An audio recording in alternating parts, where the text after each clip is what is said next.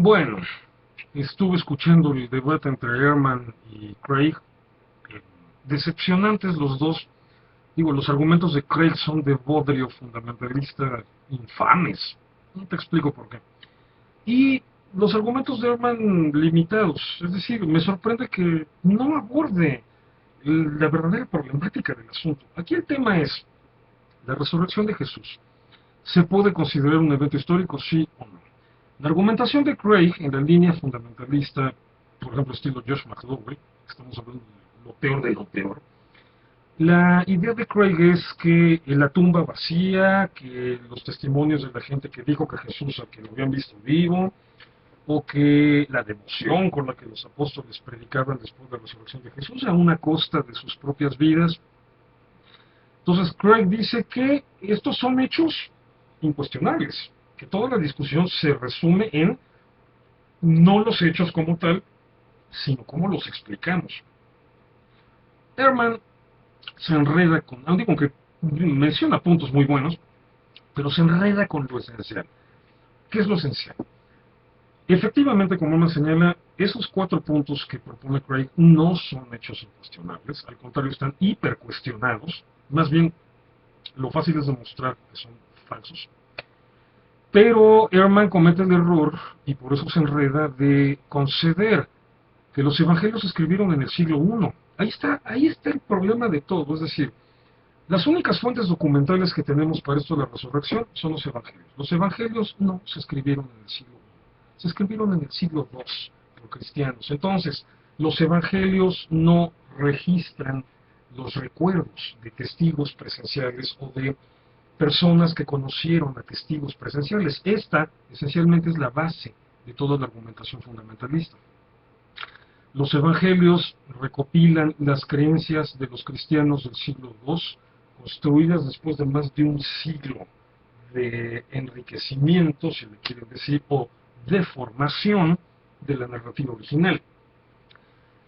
¿Por qué me atrevo a afirmar que los evangelios son del siglo II? Una, que no hay evidencia documental real que demuestre lo contrario. Simple y sencillamente, si analizamos en el propio Nuevo Testamento y en los primeros autores de la patrología, hasta el año 150, fíjense de qué año estoy hablando, el uso de la palabra evangelio jamás se refiere a un documento o documentos, menos aún algo tan preciso como 4 documentos. Siempre que los autores del Nuevo Testamento y los primeros autores de la patrología hablan del evangelio, se refieren a un contenido, a una idea, a un conjunto de creencias, no a un documento. De repente, hacia el año 150, Justino Mártir es el primero en decir que las memorias de los apóstoles son los evangelios. Y en el año 165 más o menos, el Diatesarón de Tasiano el Sirio es el primer documento en donde se va a registrar que ya existe el concepto de 4 evangelios, que el Diatesarón es la fusión, Mateo, Marcos y Lucas. Pero entonces, durante más de 100 años, digamos desde el año 30, cuando Jesús andaba aquí, se supone, hasta el año 150, la palabra evangelio se usa de una manera que no tiene nada que ver con documentos, sino con un conjunto de creencias. Y de repente, a partir del año 50, se le empieza a usar como documentos. ¿Por qué? Porque fue en ese momento, a mediados del siglo II, cuando aparecieron los evangelios, no antes. Entonces, los evangelios, por lo tanto, no pueden ser considerados una fuente documental directa de los eventos allí narrados. Y allí es en donde se derivan todas las digresiones y problemas que tienen los evangelios. Por ejemplo, uno, los evangelios no tratan, no abordan, no evidencian las diatribas del judaísmo del siglo I, que tuvieron que ver con toda esta cuestión de qué hacer con Roma, con la ocupación romana, y que tuvieron su epicentro en una guerra terrible que dejó devastado a Judea y a Jerusalén, templo destruido, el judaísmo se tuvo que reorganizar. Este era un problema que se venía dando desde 40 años antes de la era cristiana, antes del año 1. Entonces se supone que Jesús mismo y toda la elaboración del Nuevo Testamento, desde esta perspectiva tradicional, se habría tenido que dar en el meollo del problema, cuando estaba lo peor de lo peor, la peor crisis nacional que el judaísmo había tenido en siglos.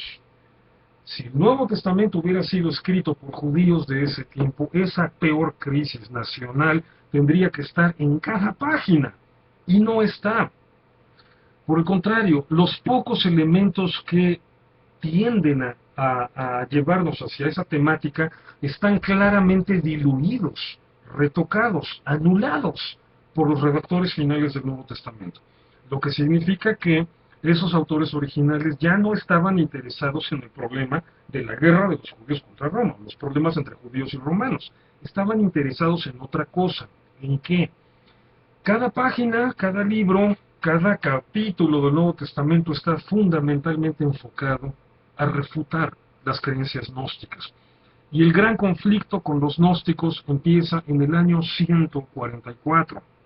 Entonces, todo el Nuevo Testamento está inmerso en las diatribas gnósticas, un problema del cristianismo del siglo II. Aquí ni siquiera tenemos que buscar contextos subyacentes o lecturas entre líneas. Hay montones de pasajes dirigidos directamente contra las creencias gnósticas. Por ejemplo, Primera de Juan dice: todo aquel que dice que Jesús no vino en carne no es de Dios. Es antinóstico completamente. Colosenses, cuando dice que por medio de su muerte en la cruz, por medio de su sangre derramada, reconcilió el cielo y la tierra. Eso es antinóstico completamente. Y así varios. Entonces, el Nuevo Testamento está claramente inmerso en la diatriba gnóstica, y esa es una diatriba del cristianismo del siglo II. Por lo tanto, la redacción final del Nuevo Testamento se da en el siglo II. Por ello también hay una serie de inconsistencias y defectos en la narrativa de los evangelios en relación a lo que llamamos el ciclo de la pasión, es decir, la última cena, el juicio, la muerte y la resurrección de Jesús. Entonces, por ejemplo, simplemente para demostrar que no estamos ante la memoria de testigos principales, sino ante relatos construidos de maneras muy artificiales posteriormente, decenas, 70, 80, 90, 100 años después. Vamos a ver algunos casitos. Miren, por ejemplo, la última cena. La perspectiva tradicional es que Jesús en la última cena agarra el pan, dice: tomad, comed, este es mi cuerpo que por ustedes es partido. Toma la copa, dice: tomad, beber, esta es mi sangre que por ustedes es derramada. Haced esto todas las veces que comiereis de este pan, que bebiereis de esta copa, en memoria de mí, hasta que yo regrese. En fin, o sea, de manera general, esas son las palabras. No es cualquier momento, se supone que es el momento donde Jesús está sellando el nuevo pacto profetizado por Jeremías, Jeremías 31.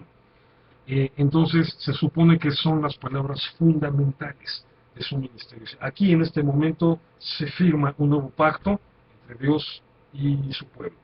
Lo interpreten como lo quieran interpretar, eso ya es otro asunto. Bien, se supone entonces que a partir de ese momento los cristianos preservaron estas palabras y las conservaron de manera oral, transmitiéndola de maestro a discípulo, de generación a generación. Y bueno, no es un texto muy largo, se puede memorizar fácilmente. Entonces se supone que hubo una preservación oral hasta que el primero que las pone por escrito es el apóstol Pablo, hacia el año 54, en la primera epístola de los Corintios, capítulo 11. Ahí Pablo dice: lo que a mí se me dijo fue esto: la noche que Jesús fue entregado tomó el pan, etcétera, etcétera. Entonces el panorama hasta ahí parece coherente. Jesús lo dice en el año 30, se conserva de manera oral, y en el año 54 Pablo lo pone por escrito por primera vez. Luego habría sido Marcos el segundo en ponerlo por escrito, cuando inaugura su evangelio en el año 70, lo pone en palabras muy parecidas a las de Pablo, hasta ahí va todo coherente. Mateo, unos 10 años después, por el 80, también muy coherente. Lucas hacia el 85, otra vez, muy coherente. Entonces, hasta aquí tenemos ese panorama bastante lógico. ¿Qué pasa en el año 90? Según esta datación tradicionalista, que yo no me la creo, pero según esta datación tradicionalista, en el año 90 llega Juan y revienta todo. Lo revienta. En el Evangelio de Juan, en primera, la última cena es otro día. Los otros tres dicen que fue la primera noche de la Pascua, que de hecho lo que se comió dan a entender claramente que es la primera cena de la Pascua. Por eso hay pan, por eso hay vino, por eso Jesús, así como la Pascua fue el pacto que se sella con Israel cuando se sale de Egipto, Jesús en ese momento, digamos, le da otro nuevo sentido, la refundación del pacto, el nuevo pacto, como lo quieran ver, pero por eso es en ese momento. Juan dice que no, que todo fue un día antes de que empezara la preparación de la Pascua. De tal manera que incluso Jesús fue sacrificado antes de la Pascua. Entonces, en el Evangelio de Juan, Jesús simple y sencillamente cena, nada más dice así, lacónicamente, cenó, le lava los pies a los discípulos, y luego se avienta un discursote en el que jamás habla del pan, ni del vino, ni de nada de eso. Un discurso aparte bellísimo, el mejor discurso que los evangelios ponen en boca de Jesús, muy elevado, muy filosófico.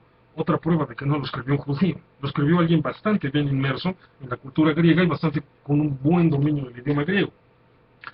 Pero aquí el caso interesante es este, es un discurso tremendo que Mateo, Marcos y Lucas desconocen por completo. Entonces, esta manía cristiana de es que los relatos no se contradicen, se complementan, no, señores.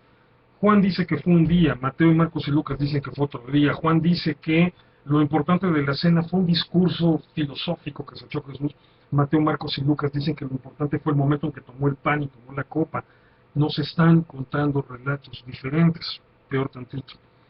Por esas épocas ya empezaba a circular, según los especialistas, otro documento cristiano de índole catequética, es decir, para instrucción de los nuevos conversos, que se conoce como la Didaché, o Doctrina de los 12 Apóstoles. Según los especialistas, este librito se elaboró entre los años 70 y 110, es decir, que fue un proceso continuo de elaboración hasta llegar a su forma definitiva en el año 110. La Didaché, al igual que el Evangelio de Juan, desconoce por completo las palabras de Jesús sobre el pan y sobre el vino.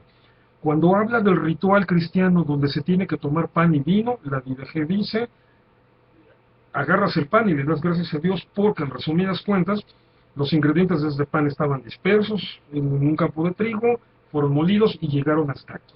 Y lo mismo dice del vino, con las uvas. Es decir, la idea de la Didaché es que el pueblo de Dios estaba disperso en muchos lugares y Dios lo ha traído a la misma mesa de comunión. Pero hay un desconocimiento total de la fórmula litúrgica establecida supuestamente por Jesús mismo. Entonces, lo que tenemos es esto. En el año 30 Jesús establece la fórmula litúrgica fundacional de su movimiento, la más importante de la tradición cristiana. Dos. De repente en el año 54 Pablo la pone por escrito, bastante parecida. En el año 70 Marcos hace lo mismo, bastante parecido. En el año 80 Mateo habría hecho lo mismo, bastante parecido. En el 85 Lucas también. En el 90 llega Juan y nos revienta poniendo otra cosa, contándonos otra historia, desconociendo por completo estas fundamentales palabras de Jesús. Y en el año 110 la Didaché evidencia que un amplio sector del cristianismo no conocía estas palabras. Entonces, ¿qué es lo que tenemos aquí? La evidencia documental clarísima de que se trata de un discurso construido, no de una memoria histórica real.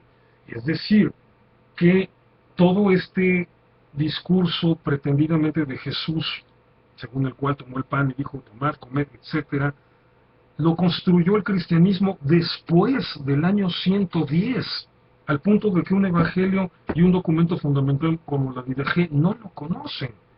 Entonces, es evidencia de que estos relatos de la muerte y resurrección de Jesús fueron construidos por la tradición cristiana después y de manera bastante arbitraria. Lo podemos corroborar en el hecho de que los autores evidentemente desconocen del judaísmo. La prueba simple, dos pruebas simples. Una, el juicio de Jesús, al tío lo acusan de blasfemia y el Sanedrín reunido en la primera noche de Pascua. Eso solamente lo puede escribir alguien que no sabe del judaísmo. Al tipo lo acusan de blasfemo y dicen merece la muerte por blasfemo y se lo mandan a Pilato. Eso evidencia que el autor no sabía de procedimientos jurídicos judíos. Si Jesús hubiera sido acusado por blasfemia y sentenciado a muerte por blasfemia, lo agarraban, lo apedreaban y se acabó. Punto. El Sanedrín no necesitaba pedirle autorización a Roma para aplicar ese tipo de sentencias sobre cuestiones estrictamente religiosas. El hecho de que el autor esté diciendo lo acusaron de blasfemia pero lo mandaron a Pilato evidencia que algo está mal ahí. Simple y sencillamente evidencia que el autor no sabe gran cosa de judaísmo. Eso no tiene lógica, no tiene coherencia. La historia ahí está mal contada, lo siento. Segunda prueba, y esta ya tiene que ver con la resurrección. Las mujeres el primer día de la semana van a ver quién les abre una tumba. Eso en judaísmo se llama profanación. Es de lo más sacrílego, de lo más horroroso que se puede hacer. Y enterraste al cuerpo, ya lo dejas descansar.